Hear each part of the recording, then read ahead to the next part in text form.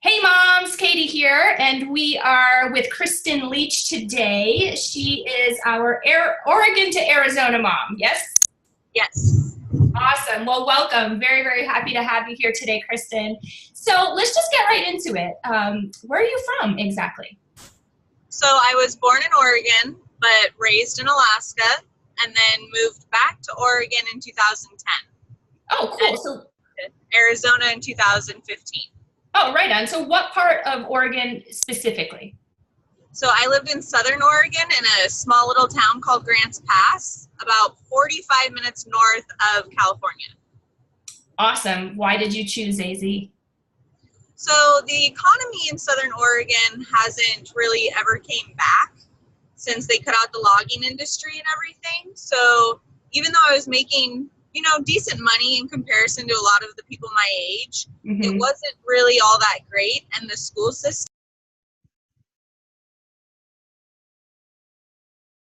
Oops, I lost your audio.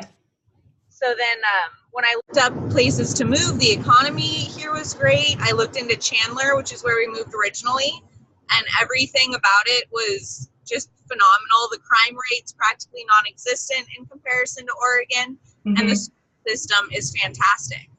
She's in the Kyrene district, and her school is an A-plus school, and that was pretty much our selling point.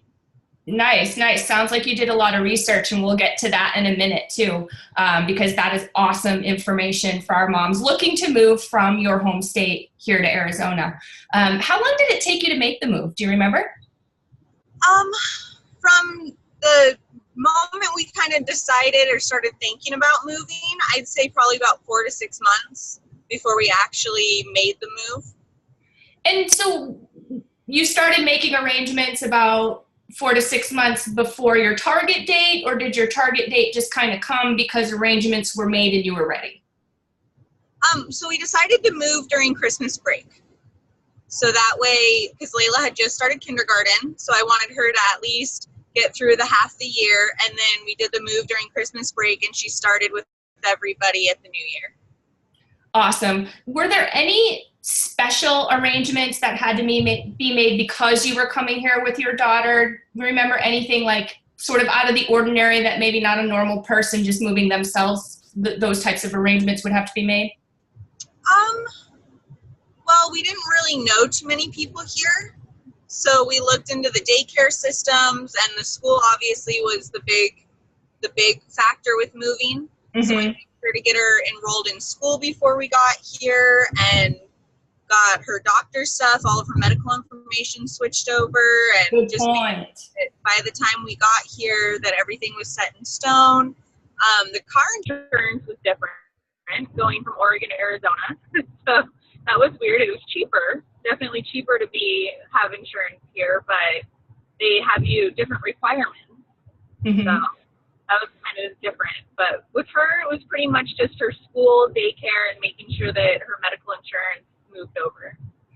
Great point that you bring up about the auto insurance, I'm assuming is what you're talking about. That's a big difference, Oregon to Arizona, because it is in New Hampshire too. And in New Hampshire, the requirements are just different than the requirements are here in Arizona. And that's a great point you bring up that no other mom I've talked to yet has brought up, because that is a big difference depending on what state you're coming from. Yeah, so we looked into a lot of the logistics with moving just to make sure that we were fully prepared and not coming into it with any blind sight.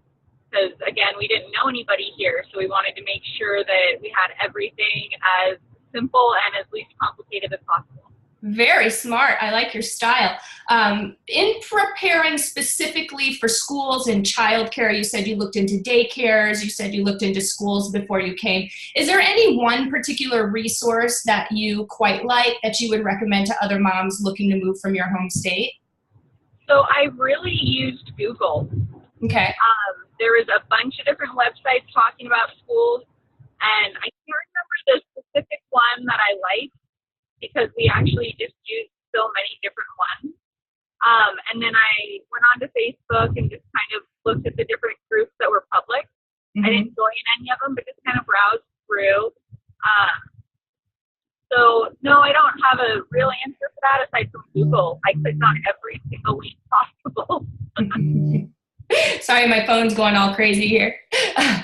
That's awesome. I haven't had a mom suggest, hey, straight up Google yet. And that's like kind of the most obvious thing, right? That's our go-to, that we might not even think we're doing it. Yeah. And I did. I clicked on literally every single link talking about the schools. Because when I looked at the crime rate first to see what area I wanted to be in, and then started looking at the schools in those areas to make sure that the schools kind of coincided with what I was reading about the crime rate. And in Chandler, a lot of it is the DUIs seems to be the biggest thing in Chandler. And then when you look at the school stuff, there's not really too big of a history of kids getting into trouble. Obviously, kids get into trouble, but I mean, there wasn't an abundance of kids getting in trouble. So awesome. Great points. I love it. Is there a particular part of town here in Arizona that's most like your home state, maybe, you know, in terms of people or food or sports teams or scenery or just straight up feel, that somebody from Oregon could go to that part of town and kind of get some homey feelings going on? So for me, we do a lot of hiking, kind of get that homey feeling. We do South Mountain a lot. And then my husband likes to take me out to the lake a lot because I do get homesick for that water. Oregon has an abundance of water. And everybody suggests the Salt River. If you're from Oregon, I do not suggest the Salt River because it is not adequate to what you're expecting. But going to hit all the lakes and going up to northern Arizona and being in the trees and the lakes up there, it's absolutely beautiful. And to be down here in the city and have everything so easily accessible and then only have to drive 2 hours to be off the grid, it's amazing. I love it. It is amazing, and that's a great point that you bring up. Our number one, well, it used to be when I first moved here, because these are the kind of silly stats that I looked up when I moved here, but our number one recreation activity here in Arizona was boating back when I moved here. Okay. Yeah, we've done that out at Lake Pleasant and Sequoia. Yeah, so a lot of people, especially like I'm from New Hampshire, I don't know if it's like this where you're from, but a lot of people think Arizona, they think flat, desert, sand, cactus, but it's not. I mean, like you said, there's tons of hiking available, right? I mean, you and I both live in the Ahwatukee area, so it's right in our backyard, basically. Tons of hiking, and the lakes that we have are pretty phenomenal. I mean, they're extremely deep, and there's many of them, which a lot of people don't think of when they think of Arizona. No, when we're looking for something for just for the weekend, we'll go do Roosevelt or Bartlett, stuff like that, because it's so easily accessible and it's 45 minutes from the town. So if anything happens, you're right on the outskirts of town. It's super easy to get to. And then if you want to be more secluded and have all the pine trees around you, you drive an hour and a half, 2 hours, and there's nothing but beautiful trees and mountains and water. So true. I love it too, especially in the wintertime, because my husband is a skier. And so he can literally leave for the day, go get his skiing out, because I don't do that. That's way too cool for me. But he goes and gets his rocks off doing that and then comes back home and it's, 65, 70 degrees. So lastly, Krysten, and thank you so much again for being with us. What do you wish you knew before about the move that you know now? I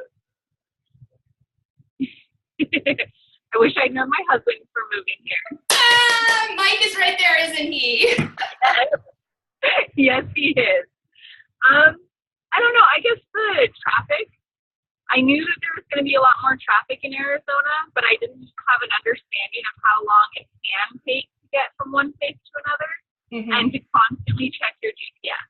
Because you can check your GPS at one point and it's going to tell you 15 minutes, and you can check it an hour later and it's going to tell you a half an hour. And I've learned that now, and it's easier to get around. I love that it's a grid, because no matter what, you can't really get lost unless you're trying. But just to constantly check your GPS if you don't know where you're going at different hours, because it's going to change. Totally agree. I mean, we flop back and forth, I think, between the 5th and 6th largest city in all of the country. So with that, you're going to have some traffic. And, I feel like Phoenix is well, I know Phoenix is a newer city as compared to, like New York City and stuff like that. So I know that, just like you said, our grid system and our travel system is pretty legit and pretty, updated. And it is fairly easy to get around, but still very, very good point that you bring up. Leave yourself some space, especially if you know that you're going to be traveling during, high traffic times. Leave some space, because, man, you don't want to be one of the ones that is flipped upside down on the freeway. You just don't want to be that person. It's better to be late than on your roof. Yes. Well, that, and it gives you time, because you don't know how traffic's going to go, and the GPS now tells you where the red spots are. Right. You can navigate easier, and the first time I drove to North Phoenix from Chandler, I got there in about 20 minutes. Turned around, took me 2 hours to get back because traffic was going the other way, and I had no idea. So that's really the biggest recommendation, is check your GPS, because everything else here is pretty amazing. It really is easy, and that's a great point too. When deciding what part of the valley you want to live in, it's really important to know where you'll be commuting the most and at what times, because you're exactly right. We can have a rush hour time, but as long as you're going the right way, and us living here, we know what that means, but people from other states don't really know what that means yet. But as long as you're going the right way, you're going to be good. If you're going the wrong way, well, pack a lunch. Yes, exactly. And water. Always have water with you. Yes, another good point. That's something that, again, coming from New Hampshire, I didn't realize is, yes, right? You've got to have like 4 of them on you at all times, because it's very easy to get dehydrated, especially when you're a million months pregnant. Right, Krysten? Oh, my belly. You're having that baby today. That's the plan. Awesome, guys. Well, congratulations. Big kisses and hugs. And thank you again for being with me. Of course. Thank you. All right. Bye-bye. Bye.